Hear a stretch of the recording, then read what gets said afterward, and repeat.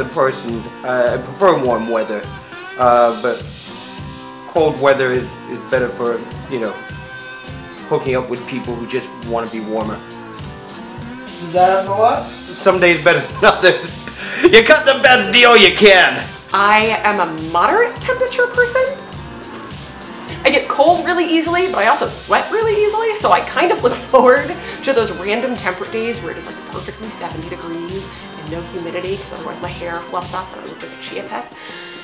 And it's that like gorgeous window of 70, low humidity, a couple of clouds, because otherwise I burn really easily. Basically, I just made myself sound like someone who has every skin problem known to man. I'm like either cold and dry or sweating profusely or burning from the sun. Yes. Yay, spring. I'm more of a cold weather guy because I'm a big dude and I sweat. And I'm not a huge fan of that. Once I start breaking a sweat, I'm done, baby. You know, we're wrapping this up. I sweat, man. You know, there are times, sometimes, even when I'm a sweater. I sweat like R. Kelly at a Sweet 16 party. I sweat a lot, you know, but I love the cold weather. I love being out there. I'm not a, you know, hot person. I'm a Met fan, like diehard Met fan. Like the world could end, but if the Mets won the World Series, it would be a good year. Like this year, Trump being in office, worst thing I could ever think of. But the Mets won the World Series, good year. And I think mostly what I'm looking for this season as a Met fan, and I think all Met fans can unite in this, I just want us to suck just a little bit less than the Yankees. Because I thought that I knew English. So when I come here, I was in shock because I say, oh, I waste my money on my country because I never learned English there. I grew up in Queens. Still not a Mets fan. Right off the F train. 179th Street. That's the stop.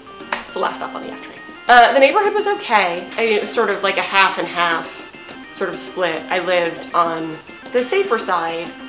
I was always fine. I just got street harassed, like young, like having some dirty old man lean out the window and tell me he liked my tits when I was 11 level stuff. Yeah. Washington Heights, born and raised. I survived the crack wars of the 80s. I do believe firmly anyone who lived through the crack wars of the 80s should be allowed to live there for the rest of your life rent-free. We are starting to gentrify. It's starting to get, saw my first hipster the other day. It was a little disconcerting. Cause not only was he dressed in clothes that I could not afford, but he was begging for money. And I wasn't quite sure if I should give him money or rob him.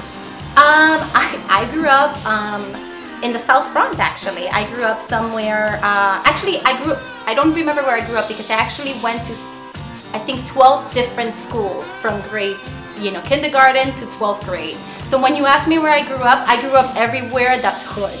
I grew up in an Irish-Italian neighborhood. I got the story in 1971. So I was like the only Greek kid on the block. And playing sports with them, it was always like baseball, football. But I came from Greece. My father was a professional soccer player. So he used to like tease me. He used to see me put the shoulder pads on the helmet, and he used to be like, what is this football and baseball with the stick? He goes, and they call it the World Series.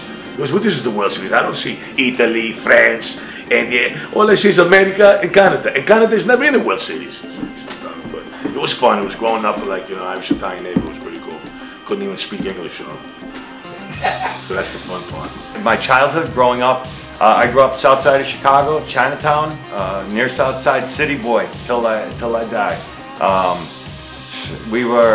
It's real city living, man. All the kids were listening to like rock and all that other stuff. We were little break dancers, hip hop kids. I grew up with nothing but blacks, gays, and Hispanics. So, drinking Miller Lite and smoking Newports. So that was great. It was really good. I wouldn't take it back for a moment. It was tough too. It was real tough. We were you hitting each other with car antennas and chains and anything else you could find. So you learn how to fight really early.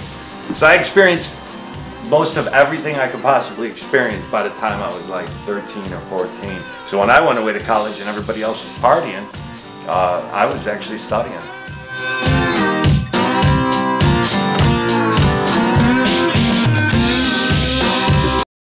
Hey guys, if you like what you saw, go to our YouTube page, New Media Comedy TV, and you see lots of exclusive content there you won't see anywhere else, which is what exclusive content means.